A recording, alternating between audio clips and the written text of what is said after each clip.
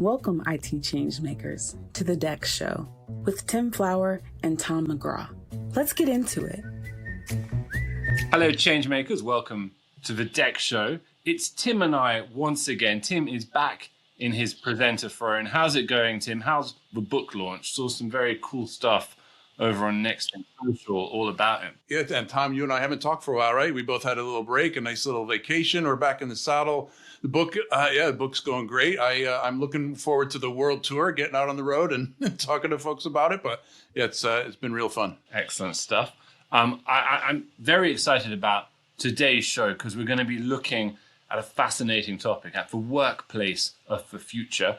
And we're joined by two very, very special guests indeed. The first of them is Mike Kenny. He's Global Technical Delivery Lead in Unified Comms over at snack food giant Mondelēz International. And he's actually a colleague of our beloved DEX Show frequent flyer, Jeff Wright too. Welcome to the show, Mike. Lovely to have you here. Thank you very much. It's great to be here. Brilliant. And I'm guessing it's been a busy few weeks for you over at Mondelēz, Mike, as Easter has just come and gone. Yeah. Well, so yes, that's absolutely right. But the preparation for Easter, it's probably sort of 18 months ahead. You know, the production starts so far in advance. This is the equivalent to Santa Claus preparing for Christmas Day, right? They're making those toys all year round. Come on, Mike, tell us your incredible Cadbury's cream egg fact. So there's a machine, or I think there might be two machines at Bourneville, Cadbury HQ in the UK, that make 1 million cream eggs every day. And it's just a phenomenal number. It's just unbelievable. They all, and those eggs, I think it was about sort of circa 330 million as a total that's produced over the year. And the UK, can't remember if it includes Ireland, doesn't matter, but the UK eats all of those between Boxing Day and Good Friday. So 75 million or 70 million people eat 330 million cream eggs in 4 months. That is a remarkable fact. Right, going to introduce now our second guest. That's Sam Holzman. Sam is a writer and editor responsible for much of the brilliant work you'll see over at our DEX Show, DEX Hub mothership, as well as the author of a brilliant new future workplace eBook, which we're going to be getting into shortly. Sam, welcome to the show. Happy to be here. You know, I've been listening to what you guys have been doing in here for quite some time, so I'm happy I finally got to sneak into the studio here. So Here we are finally. Excellent. And we'll speak to you about your amazing new book momentarily. But before we do, Mike, let's set the scene a little bit. Tell us about yourself and the future-facing work at Mondelēz that you're currently doing and how you're bringing NextThink to bear in the area of unified comms. Yeah, so Mondelēz is, we've been, it's an awesome company when it comes to unified communications. Yeah, we're really ahead. You squeeze the technology for sort of every ounce it's got, really, and, really make use of all the telephony features. And now that, that's the voice side of things is becoming a bit of a norm now, isn't it? Yeah, you expect Teams to just work. People had Link and Skype before, and it was occasionally a little bit flaky here and there, and you got frustrated with it. But Teams, you just sort of expect to work. And now, as the technology is improving and expanding, it's what's beyond that now. And so we're starting to look towards the future of that and how we can look at that. And Microsoft have sort of relatively recently announced their mesh approach, which is your augmented, extended realities, and we're starting to look at those. But NextThink, bringing that into the arena, we've not sort of brought the two things together yet, but we're imminent. Might be this month or next month, but we're imminent to be going to NextThink Cloud, and that's when we see that opportunity really starting to come in. So we can, it's that experience, isn't it? That Teams is brilliant, but if somebody's had a poor call somewhere, is it just that one call? What's behind that? And the amount of data that Microsoft store is massive, but what extra does Next Think bring? And it's all those deeper skills of is it a network node that's causing a flaky country, or what is it? What's and that's where we want to really bring those two things together to, really get our team singing. You're actually the inspiration, Mike, for getting us all thinking at the DEX show and at the DEX Hub specifically about the workplace implications for what we might call, and what is often called, immersive technology. How far do you think we are from seeing this sort of tech operationalized at a company such as Mondelēz, and how do you envisage it's being used? So, as far as how far off being operationalized, we're already on a path towards that, and we're introducing a platform called Arthur, and it's a relatively new platform. Its inception was it's sort of only a couple of years old, in COVID times, and from our testing that we've done so far, from that immersive collaborative call communication side, that's the platform that's doing the best experience that we've tested out so far, and we've actually put an order in, or about to be ordering 300 Oculus headsets. Our exec are super keen to get involved with the technology, and to be actually having board meetings using it, to get together virtually, inside of this type of technology. And it's really exciting. The other aspects, sort of extended realities. If you imagine in a manufacturing environment, and somebody's got a cream egg machine that's creating 1 million eggs a day, and something fails on it, and you don't necessarily need to send an engineer anymore, because if you've got the right headset in use, glasses, whatever, you can be looking at the technology, and somebody could overlay the thing that needs to be fixed into your vision. And so it doesn't matter where you look, that thing that needs to be fixed remains fixed in view, to be able to have that local person do the thing, and if it's easily fixable, obviously, but it's that kind of situation that we've been testing out as well. And so there's some tremendous applications that are coming, where the Microsoft Mesh is, I think that's where we're probably heading, but it's not a production ready system yet. So we're sort of running with Arthur, because they do have a roadmap of sort of bringing teams together, because that's the fundamental that's underneath it all, is how do you integrate that to teams. So another welcome to Sam to the studio. Not only is it great to have a fellow Next Thinker on board, but a fellow evangelist and author as well. You went pretty deep into the potential for this immersive workplace technology in your new ebook. I wonder if you could talk a little bit about it. Where do you see the specific potential for that tech, and maybe where are some of its current limitations? Absolutely. Yeah. As Mike actually called out, immersive technology like augmented reality, virtual reality, it's not exactly new in a business setting, especially, as Mike said, in the shipping and manufacturing industries. We've already kind of seen the impact that these technologies can have, but the difference now is that with things like Microsoft Mesh and companies, like Facebook getting involved in this type of technology, it's really poised to make an impact in corporate business settings, like the companies that we all work at. And I think a big part of why that's happening is the potential this technology has to transform the way we communicate specifically. That's been the big challenge we've all been trying to solve since the pandemic. Where here we are all on, Zoom calls and stuff like that.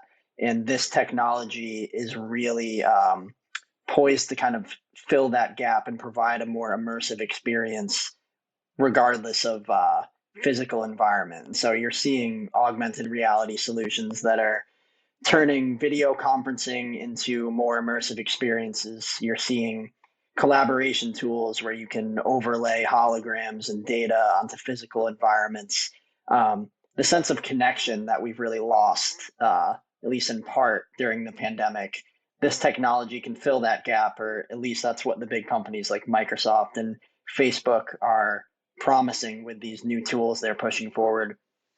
When you get into what that actually looks like in practice, I think that's where you arrive at some of the limitations.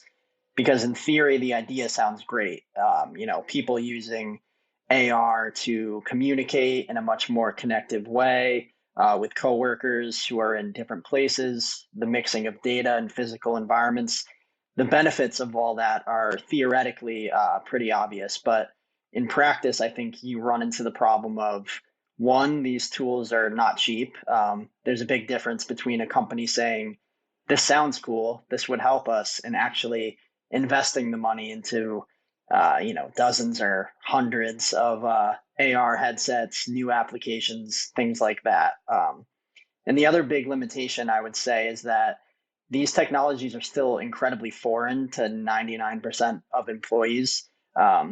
If you give an employee a headset that reminds them of a science fiction movie, and suddenly they're in a more immersive version of a meeting, are they going to say, wow, this is so much more collaborative, this is awesome? Or are they going to say, this feels a bit strange, I can't get used to this, do I really need this? And then there's all the unavoidable hiccups, obviously, that come with adopting a complex new technology. But I think overcoming these benefits really comes down to how purposefully a business can roll out this technology. One thing they're going to need is IT workers who can really understand the purpose of these tools, and more importantly, can effectively communicate that purpose to employees and train them in a way that makes these like super complex futuristic tools simple and straightforward as possible. And the way I've kind of been thinking about it is, this technology we've always thought of as kind of a fun, gimmicky thing, like it's something you play around with when you're at Best Buy or something. But for a workplace setting, I almost think at the start, one thing that a lot of companies are doing is they're kind of letting it be fun and gimmicky at the start. They're not saying, we have 100 AR headsets and here's how you do meetings now, Yeah. So Mike, what do you think about the implications are, right? So having sat in your shoes for 25 years or more, the first thing I think about with emerging technology like this is the rollout, the adoption, the enablement of the employees. Where do you think the implications are as you look at it from a practitioner around employee adoption for maybe employees who might be ready for this and having to be able to help those that might not be ready for it? Yeah. So if I can sort of go off on a bit of a tangent to this one, Tim, and talk about something that I read this week about Mercedes and their brand new £100,000 car that they've launched. And I was intrigued by this. And I thought, right, I've got to go to the Mercedes website and explore this car and sort of configure it for myself and have a look to see what we can do with this car. I'm waiting for the day that £100,000 sits in my bank account to afford it, but that's beside the point.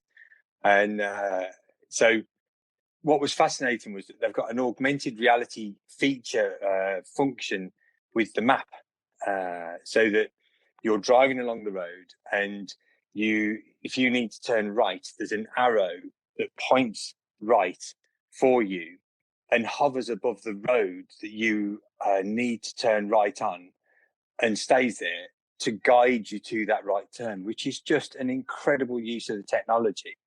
And, I think being able to bring that type of experience to end users where it really, truly makes life easier. We're all used to driving in our cars and, we had sat navs before, and then we've got the sort of the CarPlay or, Google Maps or however it is that you do it, but you're driving along in your car and you're doing this and you're looking down and you're doing this. And that's just a fundamental flaw, isn't it? And so having that, it's, going to be an exciting, I'd love to have that with my car. It's such a cool feature, but, it's bringing those to the workplace to, what can be done to improve that experience, whether it's in the manufacturing where it aids to fix something, or in the workplace that brings people closer together. And it really reminds me of the way that Steve Jobs launched the iPhone in 2007, and brought a product that nobody knew they needed, and then all of a sudden everybody did. It's that kind of, we don't necessarily fully understand that experience yet, but we will, and the applications are going to be huge. Yeah, I want that $100,000 car too. The heads-up display is really cool, but like you said, the bank account's got to get there first. How does it? You mentioned it earlier though too, Mike. How does that relate to what you're doing with Teams and Next Thing? Talk about that a little bit. Yeah, so I think Teams, we're excited with the prospect of mesh and what that can do for us. Mondelēz, it's approximately 2 million calls a month that we do in Mondelēz. It's really heavy users. So, for that sort of collaborative approach and bringing everybody together, Mondelēz, we've got about 45,000 active people in our Teams world, and that's really great to see that we're really making use of that capability to bring people together.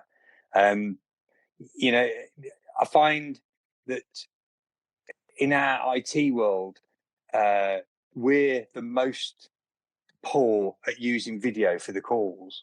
We can spend all day and not have a single video call, and that is it's amazing. And the video calls, like in Link days, it used to be some tiny little number. Now I can't remember the number of video calls, but it's significantly more than it ever used to be. But there's more, isn't there? And where can we take that to? And with NextThink, it's that integration between those two things as we bring our NextThink into the cloud and start to connect those dots to understand, well, what's driving the experience. Can we tell people? Can we use Engage to tell people that we've noticed you've moved away from your Wi-Fi, whatever it might be, and get closer and that'll improve your experience. I think, and it's connecting those things together. And if we can build on that stability now as these tools that need potentially more stability, more bandwidth, more everything, if we've got some core strength underneath it to carry it, that puts us in a much better place as these things roll in. Sam, you also covered the topic of automation and the potential broad impact of the fourth industrial revolution on the future IT workplace. Did you ultimately conclude that this technology is primarily a threat or an opportunity for IT professionals? Yeah, that's the big question, right? When I covered this topic, I use the term automation anxiety, which pops up a lot because I think for a long time, that question that you just asked has been a source of anxiety. Is automation going to enable us to do more, or is it just going to replace us entirely? And that people in IT have that anxiety, and basically every other industry as well. Ultimately, though, I feel like automation does provide a ton of opportunity for IT. Of course, it is disrupting the traditional role that service professionals play. The idea that an IT worker's main job is, manually investigating and fixing issues on an employee's laptop. Automation is starting to supplant some of those responsibilities, but it also means that there are new responsibilities popping up, ones that are much more innovation focused and engagement focused. And we're seeing IT workers really take on a bigger role kind of within the business. We've been looking at IT and HR and kind of how they're collaborating together. And I think automation is really making those things possible. IT workers have a lot more time now with those kind of manual repetitive tasks being increasingly automation handled.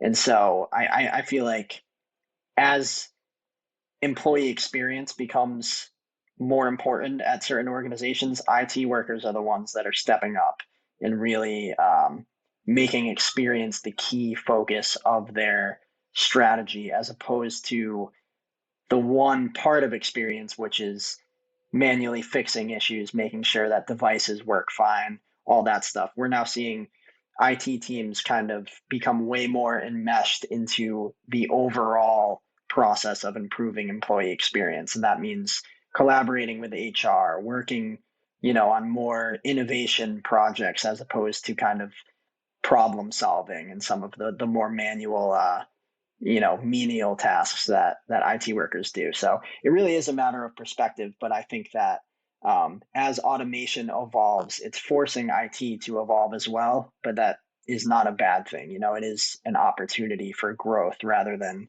kind of a doom and gloom, what are we going to do type of situation.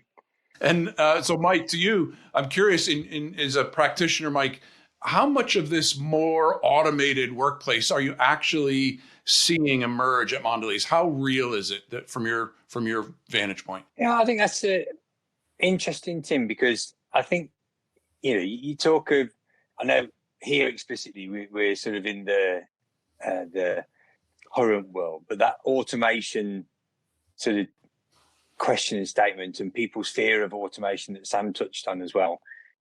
This has been going on for a long time. It's in Mondelēz, and before that, Kraft, who bought Cadbury, and Bourneville, the number of staff running, sort of working in the factory now is 10% of what it used to be because of automation. This isn't a new thing. It's just the way that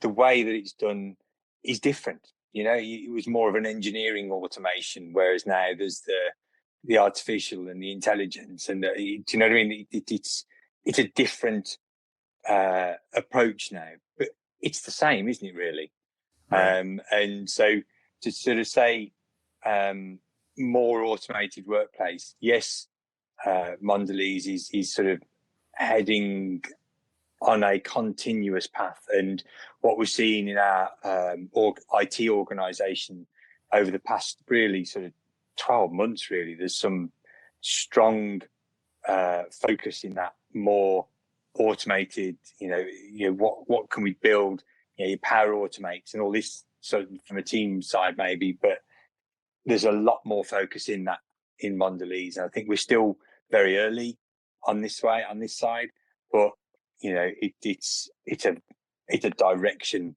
for our IT, absolutely. So to stay on some of the things that maybe Sam was talking a little bit about, you can't really put people into small groups of categories. But if I were to just look at maybe two buckets or two types of technologists, the first is the engineers and the IT people who learn something, they learn it really well, and they do that thing for their entire career. And the other type of technologists need to be constantly learning. I want to learn the new thing, not just because of the benefit to the business that I support and the employees that I support, but also for my individual career. What draws you to technology like this, and what do you think the implications are, and what do you anticipate for your own career? So I think just technologies, I've been around technology far too long, but it's always interested me, and I love the new. That's what drives me, is that new experiences. I'm driven by that new experience, and to learn, how can that be put to use? So I think from why am I interested in this as development? Because of its applications. Coming back to that Mercedes and it's Arrow that drives. That's amazing. I'm excited about the future of this. I've got I'm waiting on a new car now that's got predictive adaptive cruise control, so that it knows the speed of the road, and that it adjusts the car to the speed of the road. And that's a real license protector. It's just if you're not focusing just for a minute, and you could be doing 5 miles an hour more, and you're pulled over for that. And so why, career wise, it's just those applications and the fascination of it, and that's really what I'm driven by, is that that love to learn the new. Very. And Sam, so there's more to it than just the implication to the business and the employees, to me and my career. There's also an implication to organizational structures, right? You've done some work recently in how these trends and what these trends are going to have and the implication on the structure of IT teams. Tell us a little bit about what you're seeing. Yeah, I think that's really the cool part of kind of looking into these trends and going off what I was saying earlier about how they're opening up new opportunities for IT to have different roles. It's cool to actually see that trend manifest itself in the job market in real time. So we've been really looking into the past year or so, a lot of the new job titles that are emerging in IT because of these changes. On one hand, you have these technologies we're talking about, virtual reality, AR, new forms of automation. As companies embrace these technologies, there's a huge need for IT workers who actually know how to work with them, who, understand how to architect and manage a certain AI solution or a new cloud platform, or have people who have experience with virtual reality and so on. So you're increasingly seeing IT teams hiring for roles like, cloud architect or machine learning engineers. There's a huge demand for workers with skills in those areas. And then in a bigger picture sense, in terms of kind of the organizational structure of IT teams, what I was saying earlier about IT evolving into a much more employee experience driven department, we're seeing that reflected in the job market as well. So we're seeing companies hire a chief experience officer or an employee sentiment analyst. Companies are increasingly recognizing that experience isn't a side job or like one task that IT handles in addition to all their other traditional responsibilities. It's really something that you need dedicated experts who focus solely on improving experience. And so that's kind of the biggest thing we're starting to see reflected in the job market. And that's really driving the structure of IT teams moving forward. They're going to need these new dedicated experienced professionals to kind of pull off all of those initiatives. How about it, Mike? Could you see yourself one day being a chief experience officer or something like that? How about it, Mike? Could you see yourself one day being a chief experience officer or something like that? Or are you tied a bit more to the pure technological approach, do you think? So as I touched earlier, I love new experiences. And, that my best personal growth has always come from that, and this experience in my time I touched on this when we talked before, Tom, but in my time in unified communications, Microsoft has always gathered such a swathe of information that we've never really done anything with, truly done anything with. There's so much that you can do to improve that experience. And this, really does interest me now, that experience, and how can we, we're IT, and I sort of, in a light way, feel we kind of don't matter because we just provide the stuff and we make it work. If the experience isn't any good, we've done it wrong, And if we're still in 1995 and telling them to turn it off and on again, then we fail miserably, and we can't be doing that. And the experience is everything. And so, I'd love to help to lead that sort of organization one day, absolutely, because it's all about the experience. Fantastic. And do you agree with that, Sam? Do you think IT is going from becoming the provider of technology to a facilitator of experience? Yeah, absolutely. I think facilitator of experience is a good way to kind of sum up the direction that IT is heading in. I think it's a combination of kind of the way this technology that we've been talking about has evolved, but also obviously the way employee experience has evolved over the past couple of years. Employees have had to go through a lot of changes, but they also, I feel like, have more control and power over their experience than ever before.